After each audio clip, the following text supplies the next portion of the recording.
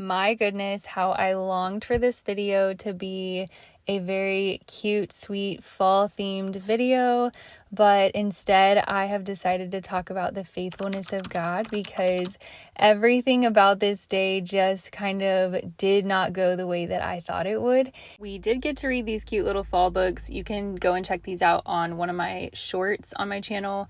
They're listed there and you can check them out from your library. But anyways, back to God's faithfulness, I wanted to read from Psalm 139. It says, "Lord, you have searched me and known me. You know when I sit down and when I stand up. You understand my thoughts from far away. You observe my travels and my rest. You are aware of all my ways. Before a word is on my tongue, you know all about it, Lord. You have encircled me and you have placed your hand on me. This wondrous knowledge is beyond me. It is lofty, I am unable to reach it. Where can I go to escape from your spirit? Where can I flee from your presence? If I go up to heaven, you are there. If I make my bed in Sheol, you are there. If I live at the eastern horizon or settle at the western limits, even there your hand will lead me.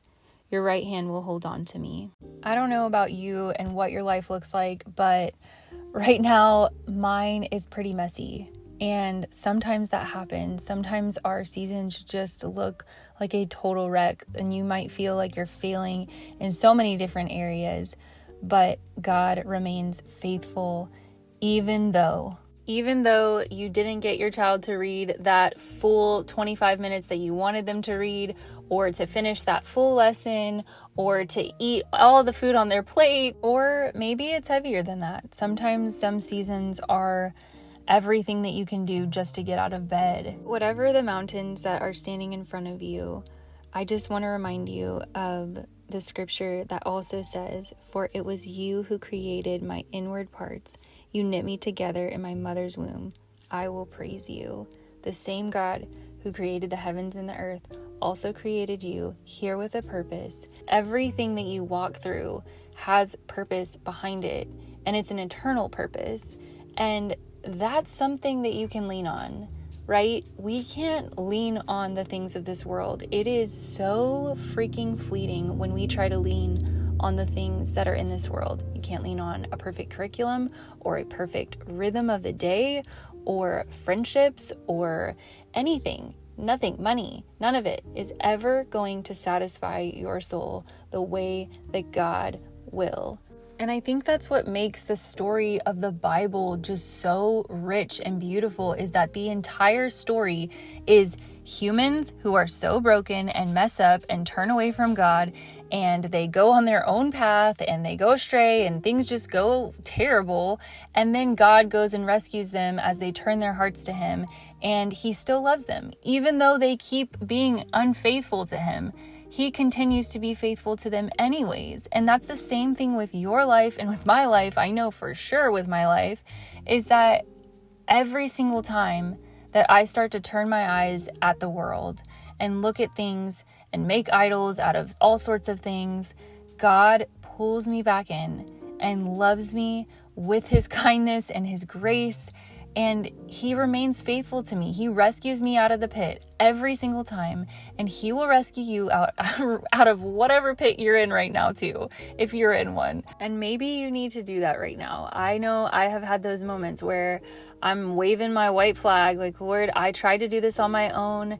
I'm waving the flag. Please come get me out of here. Please. I am so stuck and I know I got myself here and I know I can't get myself out, but I am just fully submitting to you and asking that you will pull me out of this. And that's okay if that's the conversation that you need to have. We've all been there. It's okay. There's no shame. There's no condemnation. Just do it. Have the conversation and you will not regret it. You really won't. You'll never regret humbling yourself before the Lord.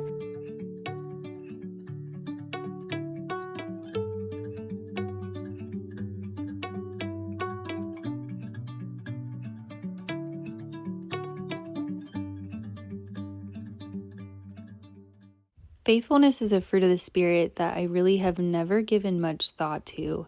For some reason, I don't know why, but I haven't really ever thought much about faithfulness.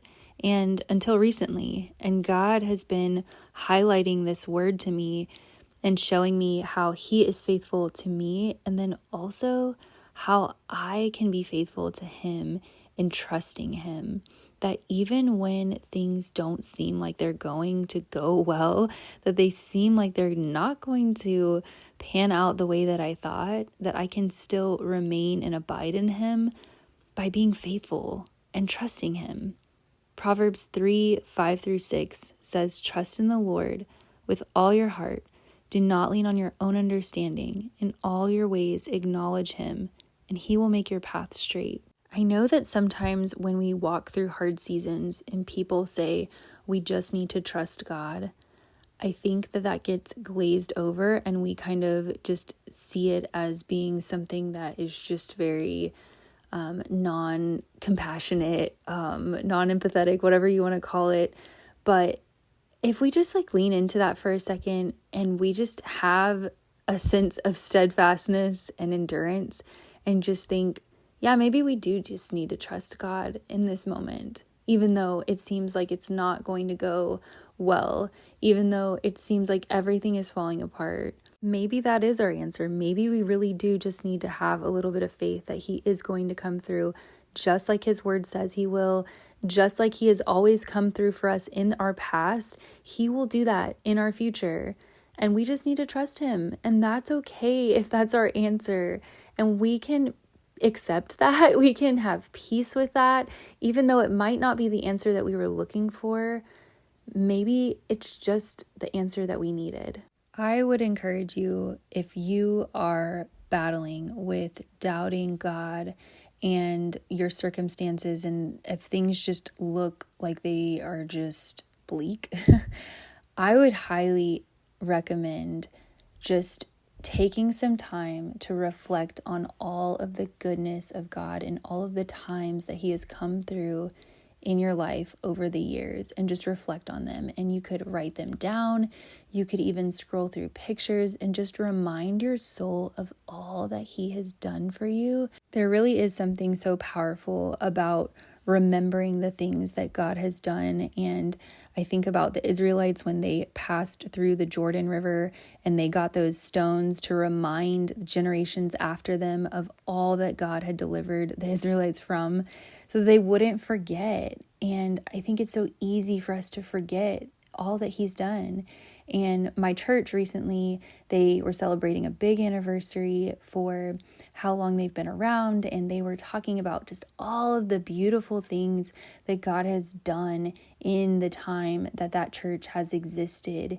And I think that perspective of looking back and being able to see how God has come through, and that is never going to change. Jesus is the same yesterday, today, and forever. If you were encouraged by anything specifically in this video, please go ahead and leave a comment down below. I would love to read them. I always read them, and it helps me out a lot with creating future content. And I'm also working on future digital products, and I want to figure out what is really the most helpful. And so if you can leave a comment down below, that would be awesome. And click that like and subscribe button, and hopefully I'll see you on the next video. Thanks for watching this video. Be sure and check out my 7-day course to help you learn how to lean on your faith in homeschooling, especially if you're in the early years. And check out my latest video right here.